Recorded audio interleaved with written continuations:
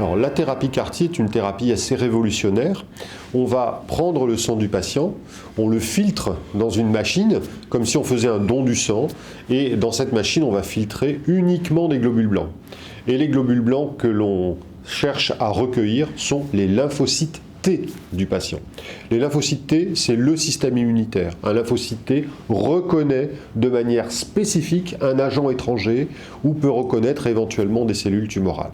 Quand on a pris ces lymphocytes T dans un process assez complexe qui nécessite de la haute technologie, ces lymphocytes T, on va leur faire exprimer à leur surface une molécule qui va reconnaître spécifiquement la cellule tumorale. Quand on va réinjecter les CAR-T par une perfusion toute bête qui dure quelques minutes, les CAR-T circulent dans le sang et vont reconnaître spécifiquement les cellules anormales, les cellules tumorales et les détruire. Alors la thérapie par cellules T modifiées, les CAR-T, s'adresse quasiment exclusivement en ce moment à l'hématologie, lymphome, leucémie aiguë et très bientôt myélome, qui est une autre maladie assez fréquente. Myélome, c'est plus de 5000 nouveaux patients chaque année en France.